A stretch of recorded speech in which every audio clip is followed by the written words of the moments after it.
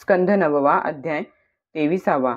अनु, द्रहु, तुर्वसु आणि यदूच्या वंशांचे वर्णन. श्री शुकाचार्य म्हणतात, अनुला सभानर, चक्षु आणि पारोक्ष असे 3 पुत्र झाले.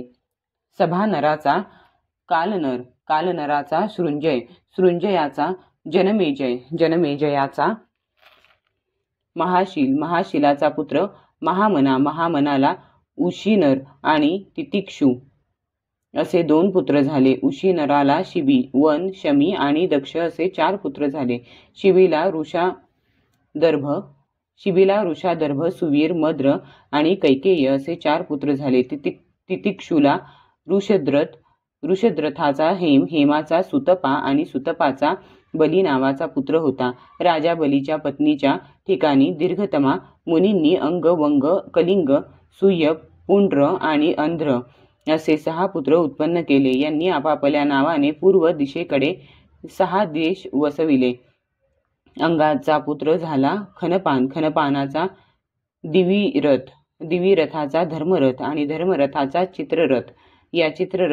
हा चित्ररथच रोमपाद या नावाने प्रसिद्ध होता. त्याचा मित्र दशरथ याने आपली शांता नावाची कन्या त्याला दत्तक दिली. शांतेचा विवाह ऋष्यशृंग मुनीबरोबर झाला. विभांडक ऋषींना हरिणीपासून झालेला मुलगा ऋष्यशृंग. रोमपादाच्या राज्यात कित्येक दिवस पाऊस झाला नाही. तेव्हा गणिकांकरवी नृत्य, संगीत, वाद्ये, हावभाव, आलिंगन आणि विविध भेटवस्तूंनी ऋष्यशृंगाला रोमपादाने आणविले. तेव्हा पाऊस पडला. जेव्हा त्यानेच इंद्रदेवतेला उद्देशून यज्ञ केला तेव्हा संतानहीन राजा रोमपादाला पुत्र झाला आणि पुत्रहीन दशरथाने सुद्धा त्याच्याच करवी यज्ञ करून 4 पुत्र प्राप्त करून घेतले. रोमपादाला चतुरंग नावाचा पुत्र झाला आणि चतुरंगाला पृथुलाक्ष, पृथुलाक्षाचे बृहद्रथ, बृहद्कर्मा आणि बृहद्भानु असे 3 पुत्र झाले. बृहद्रथाचा पुत्र बृहन्मना झाला आणि बृहन्मनाचा जयद्रथ. जयद्रथाच्या पत्नीचे नाव संभूती होते. तिच्यापासून विजय झाला. विजयाचा धृती, धृतीचा धृतव्रत, धृतव्रताचा सत्कर्मा आणि सत्कर्माला अधिरथ झाला. अधिरथाला संतान नव्हते. एके दिवशी तो गंगा तटाकी विहार करीत असता त्याने कुंतीने एका पेटीत ठेवून सोडलेला मुलगा पाहिला. कुंतीला तो कुमारी अवस्थेत झाला होता. अधिरथाने त्यालाच आपला पुत्र मानले. त्याच राजा कर्णाच्या पुत्राचे नाव ऋषसेन होते. ययातीचा पुत्र द्रुहूपासून बभ्रूचा जन्म झाला. बभ्रूचा सेतू, सेतूचा आरब्ध, आरब्धाचा गांधार, गांधाराचा धर्म, धर्माचा धृत, धृताचा दुर्मना आणि दुर्मनाचा पुत्र प्रचेता होय. प्रचेताला 100 पुत्र झाले. ते उत्तर दिशेला म्लेच्छांचे राजे झाले. तुर्वसूचा वह्नीचा भर्ग, भर्गाचा भानुमान, भानुमानाचा त्रिभानु, त्रिभानुचा उदारबुद्धी करंधम आणि करंधमाचा पुत्र मरुत होता. मरुत निपुत्रिक होता म्हणून त्याने पुरुवंशातील दुष्यंताला आपला पुत्र मानले होते. परंतु दुष्यंत आपल्याला राज्य मिळावे या इच्छेने आपल्याच वंशात परत आला. परीक्षिता, आता मी ययातीचा ज्येष्ठ पुत्र यदू याच्या वंशाचे वर्णन करतो.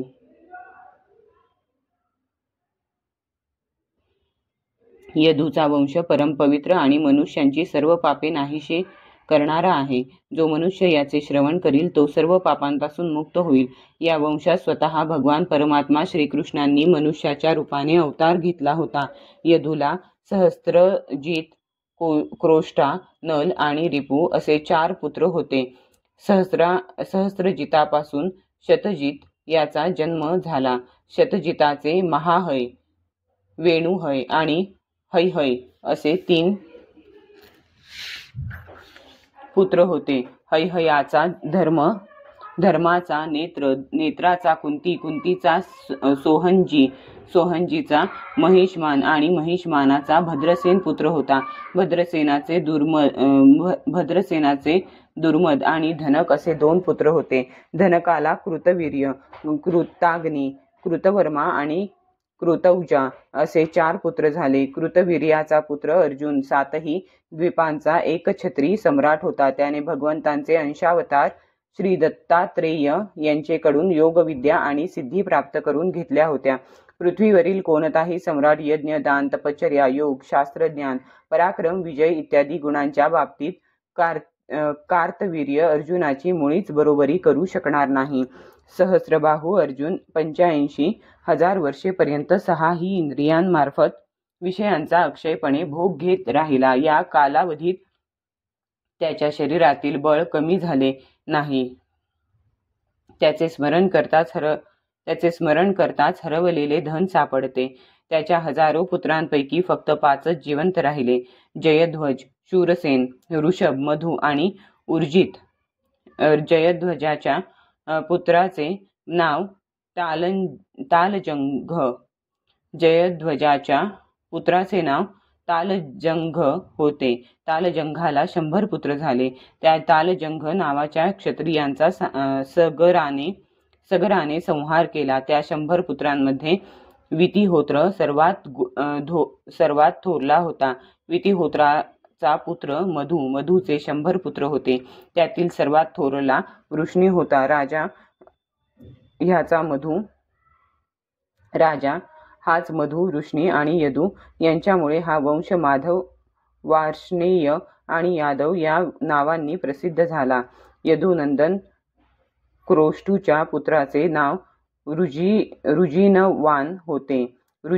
रुजिनवानाचा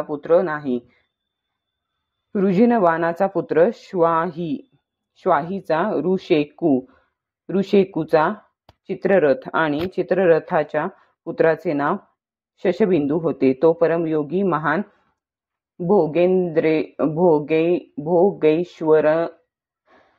भोगैश्वर्य संपन्न आणि अत्यंत पराक्रमी होता.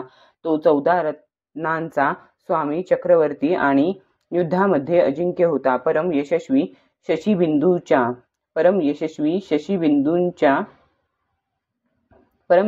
शशीबिंदूच्या 10,000 पत्न्या होत्या. त्यांपैकी प्रत्येकीला 1 लाख मुले झाली होती. अशी त्याची 100 कोटी मुले होती. त्यांपैकी पृथुश्रवा इत्यादी 6 पुत्र मुख्य होते. पृथुश्रवयाच्या पुत्राचे नाव धर्म होते. धर्माचा पुत्र उशना, त्याने 100 अश्वमेध यज्ञ केले होते. उशनाचा पुत्र रुचक, रुचकाला 5 पुत्र झाले. त्यांची नावे ऐक: पुरुजित, रुक्मेशू, पृथु आणि जामग. जामघाच्या पत्नीचे नाव शेंब्या असे होते. जामघाला पुष्कळ दिवसपर्यंत काहीच संतान झाले नाही, परंतु त्याने आपल्या पत्नीच्या भीतीने दुसरा विवाहही केला नाही. एकदा त्याने आपल्या शत्रूच्या घरून भोजा नावाच्या कन्येचे अपहरण केले. जेव्हा शेंब्याने पतीच्या रथावर त्या कन्येला पाहिले तेव्हा ती चिडून आपल्या पतीला म्हणाली, कपट्या, माझ्या बसण्याच्या जागेवर आज कुणाला बसवून आणले आहेस? जामग म्हणाला, ही तुझी सून आहे. शेंब्या हसून पतीला म्हणाली, मी तर पहिल्यापासूनच वांझ आहे आणि मला कोणी सवतही नाही, तर मग ही माझी सून कशी होईल? जामग म्हणाला, राणी, तुला जो पुत्र होईल त्याची ही पत्नी होईल. राजा जामेघाच्या या म्हणण्याला विश्वेदेव आणि पितरांनी दुजोरा दिला. योग्यवेळी शेंब्याला गर्भ राहिला आणि तिने अतिशय सुंदर बालकाला जन्म दिला. त्याचे नाव विदर्भ ठेवले. त्याने साध्वी भोजा हिच्याशी विवाह केला. अध्याय 23 समाप्त.